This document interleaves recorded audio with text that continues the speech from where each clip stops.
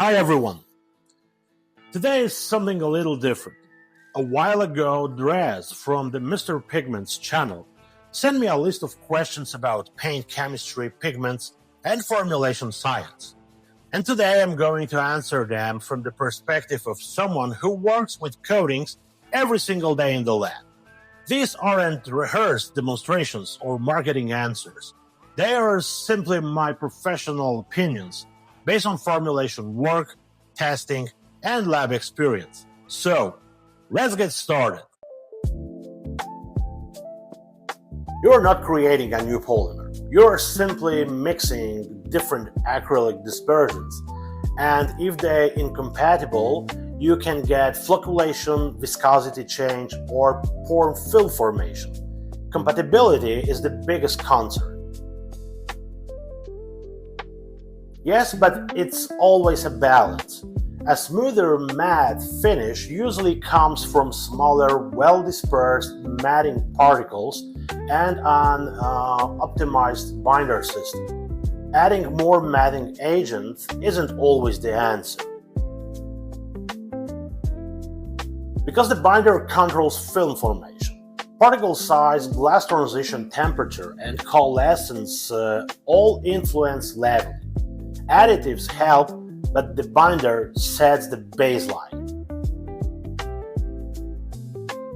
Absolutely, extenders like calcium carbonate, clay, and silica can improve particles spacing and light scattering, especially near the critical pigment volume concentration, but only if the system is properly dispersed. Mainly because of humectants and osmotic pressure, different formulations use different glycols, surfactants, and thickeners, and those ingredients affect how water moves through the membrane. Absolutely, hardness ions like calcium or magnesium can destabilize dispersions, reduce dispersant efficiency, and even change viscosity. In coatings, we treat water as a raw material, not just a solvent. Definitely, we still don't fully understand everything that happens while a paint film dries. Internal flow, particle movement, and surface effects are still active areas of research. When you overthin an acrylic paint, you dilute the stabilizers. The particles lose the repulsion, and eventually the system starts to flocculate. That leads to poor film formation and lower performance. Usually because of pigment quality or poor dispersion. Low-quality organic pigments and high pigment exposure make colors degrade much faster under UV light.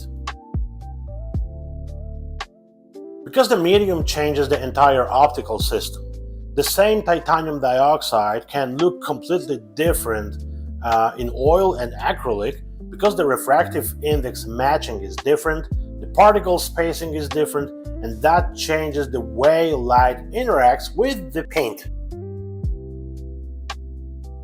They use special interference or pearlescent pigments.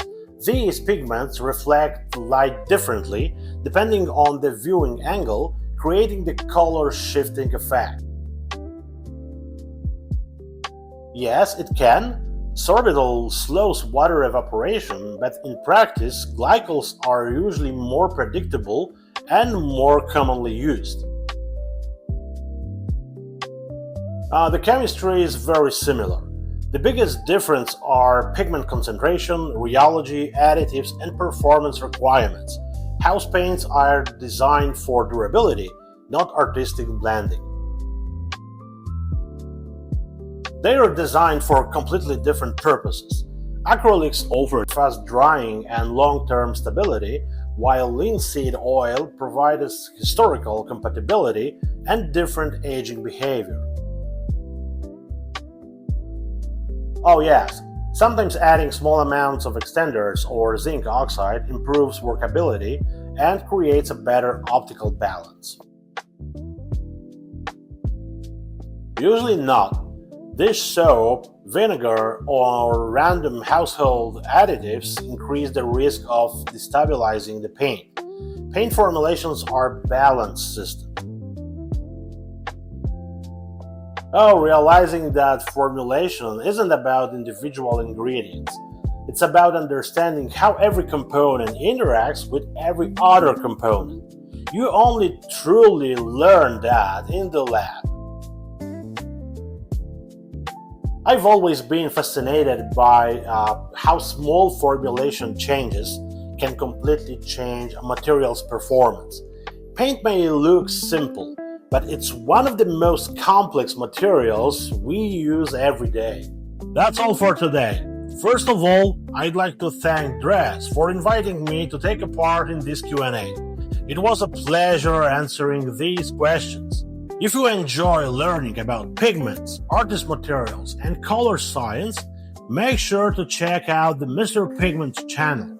If you are interested in formulation, science, paint testing, and architectural coatings, don't forget to follow SpectroChem Coatings Lab. Thanks for watching. See you in the lab.